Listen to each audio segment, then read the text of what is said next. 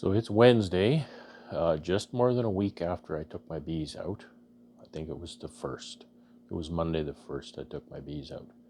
So today's the 10th. So I haven't really said a whole lot about what's going on. If you watched that video when I took my bees out, you'll know that most of my bees are dead. I put 175 colonies into the building, and there are, I think, 10 that I would expect to perhaps make it past, into May and build up. So that's about 95% loss, and you know, I'm I'm surprised how non-broken up I am about it. I'll try to explain that here.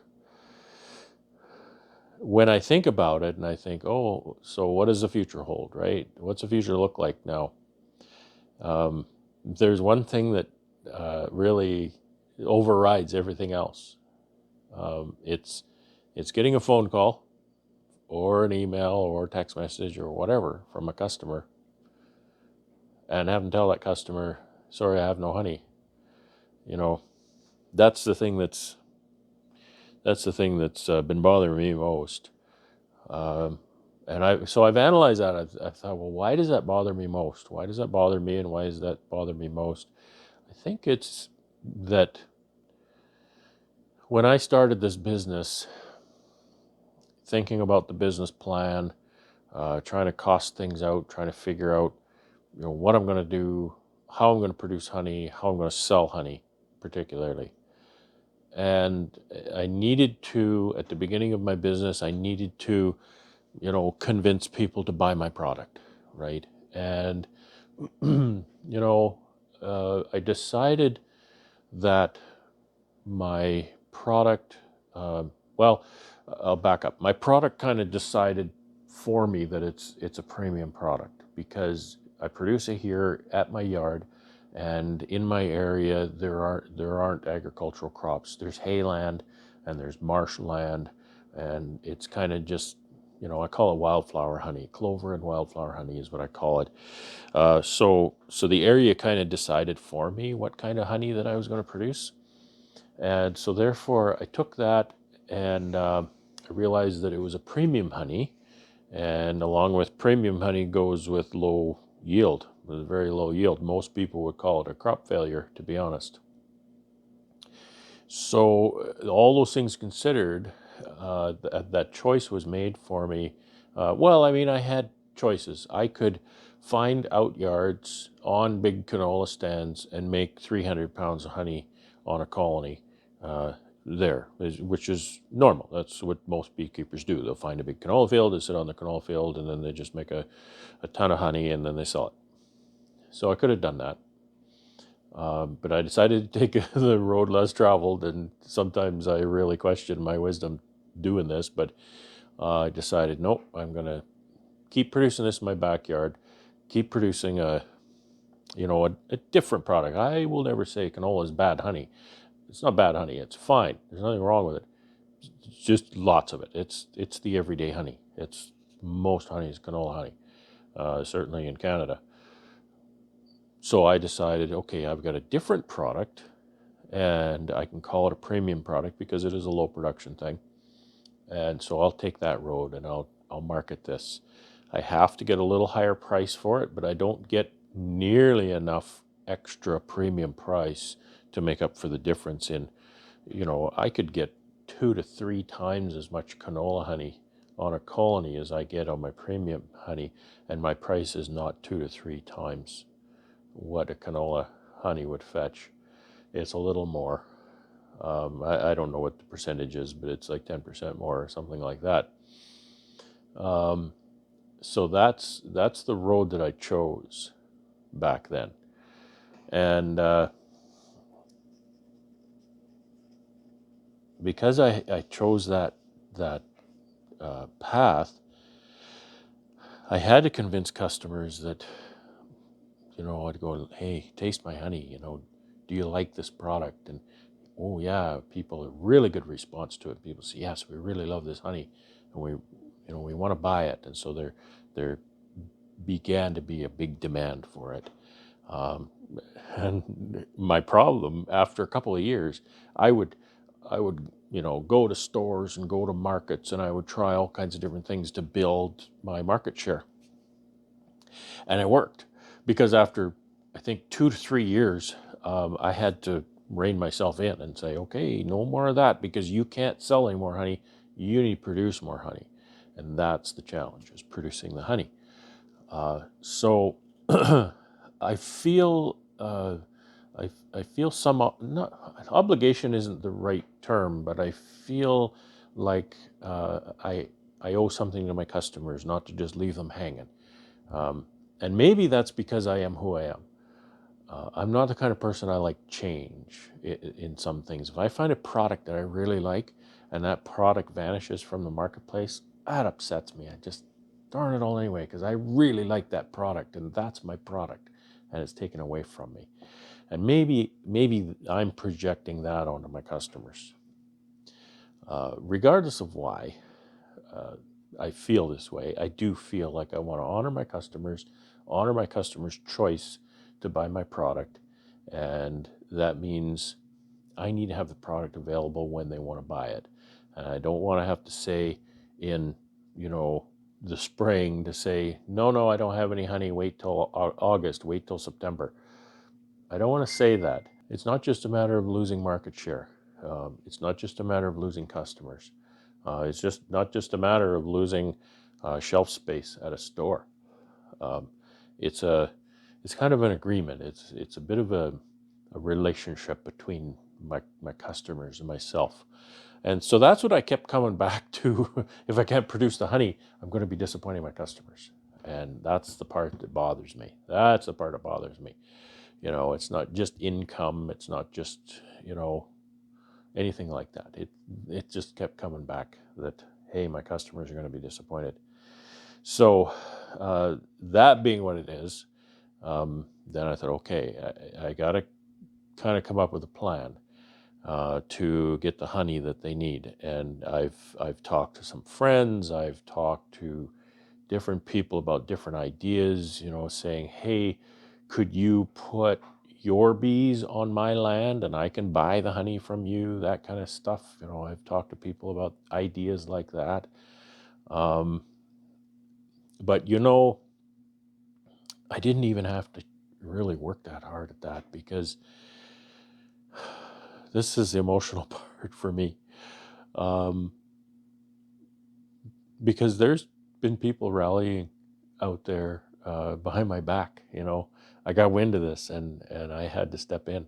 I felt like I had to step in, because there was big plans. There was big plans to buy bees or buy queens or something. The plans didn't get very far, because I got wind of it and I had to kind of step in. Because the reason I wanted to step in, the reason I felt like I needed to step in, is because of those conversations I was having with people. I'm sorry that not every detail makes it to my channel. And one of the reasons that is the case is the fact that I, I prefer to have a contiguous story, if you want to call it that, on my channel. And if I talk about, hey, this is going to happen, and then it doesn't happen, that's confusing, right? So I try not to really put a lot on my channel that's just plans that might not work out, right? So that's why. I mean, it's not a matter of being transparent or anything. It's just a matter of being able to, because people, I know the people who watch the channel, and they get so involved in the story, right? And I really appreciate that. So I just want to really present a story that's not confusing. Um, to anybody, to hear me say one thing today and then 6 weeks later I'm doing something completely different, and they're saying, well, he said he was going to do this and now he's doing that. What's going on? So that's just the way I feel. So that's one of the reasons I wasn't making too much noise on my channel about uh, all these conversations I was having, because there weren't a lot of plans. However, I got wind that there was a big plan afoot to help me out. And you know what? I just I have no words for my gratitude to all of you, those who orchestrated this, and those who pledged support, and those who kicked in or whatever.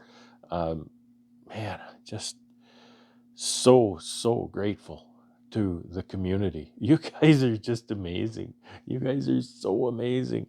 Um, I'm trying to not to get too emotional about it, but yeah, there were some teary eyes when I was talking to people about this a few days ago.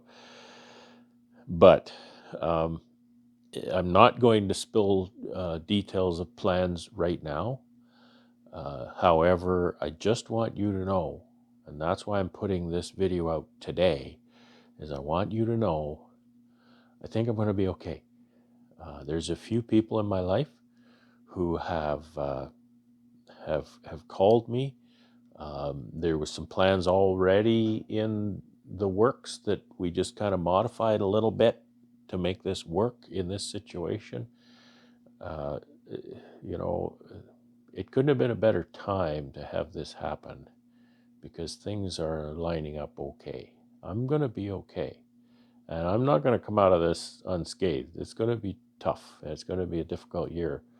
Um, but I'm going to be okay. Thanks to a number of people.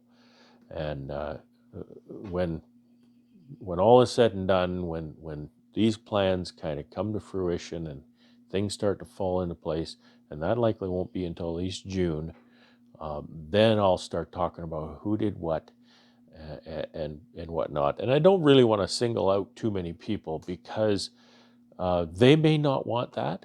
And also, there are a lot of people, if I say, well, so and so brought some queens, or so and so brought some bees, or gave me a deal on something or other, or whatever, right? Um, I know there's people, who prayed for me, and that job is probably one of the most important jobs. Not probably either. That job is the most important job. We often say, all we can do is pray. No, no, no. No, you can pray. And that is the most important thing. You have the ear of the supreme creator of the universe. Think about that. The supreme creator of the universe will listen to you and will heed your call in your time of need. He loves to hear about your adoration too. He loves it when you tell him how much you love him, because he loves you and he loves me. So those are the things. And I know there's a lot of people praying for me in my situation, and it's obvious because I'm going to be fine. Don't you worry. Keep praying. Keep praying. And for those who are, um, doing the legwork and kicking in the material, bees or queens or whatever, special thanks, of course. But everything is needed, and every person in that equation is needed. So sorry for choking up a bit. Just kind of, it gets very personal for me. So that's all I wanted to say in this special video is thank you. And I'm going to be okay. Thanks to you guys, I'm going to be okay. And I'll try harder. I'll try harder that my bees won't die like they did. That was devastating. And I pledge to try harder. I don't want to have to go through this ever again, let alone every year. I pledged to figure this out. And last year was a different thing. Last year was Nosema. Nosema was kicking my butt. And I got some treatment. I got that kind of resolved. And I had lab counts done in the spring, and they were just awful. I had lab counts done in the fall again, and they were almost spick and span clean. So I think I've got that figured out now. Uh, but then the amatraz-resistant mites kicked my butt. Last year I had these beautiful big colonies, and I just watched them from between honey flow and the end of October. They just they just imploded. So that's what happened. Amateur has resistant mites. So I have a lot of learning to do. I have learning to use other mite treatments, particularly formic acid, and likely at least to start specifically Formic Pro. Um, I'm gonna do my best to use that product specifically. There are other products. There's a product called Apa Life Var here. It's a thymol based product. There's another one that I'm just kind of blanking on the name of. It's also a thymol based product. So anyway, suffice it to say, again, I'll be fine. I'll try harder. I I I vow to do better. I'll stop killing bees if I can at all help it. So yeah, that's all I have to say. So I really appreciate you watching this. It got a bit long. I apologize for that, but um, for the sake of the customers phoning and not getting the product that they've fallen in love with, because that's my customer, right?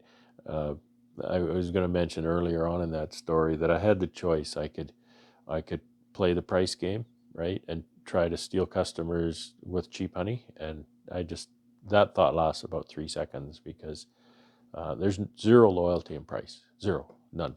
If somebody's buying your product because it's a cheaper product, they will drop you like a hot potato to buy a cheaper product. So that's a risky, risky place to be. And the race to the bottom is a race that nobody wins, not even the customer, right? Because that produces an unhealthy uh, marketplace, and customers ultimately pay the price there too. So anyway, that's was part of my decision process, and that's where I'm going. And again, I'll be okay. Thanks. I really appreciate it. I really do. And I'm not going to forget this anytime soon. I will not forget this. Uh, I'm so very thankful for each and every one of you. And I'll leave it at that. Thanks again for watching this. I so much appreciate you. And may God bless every one of you. Take care and have fun.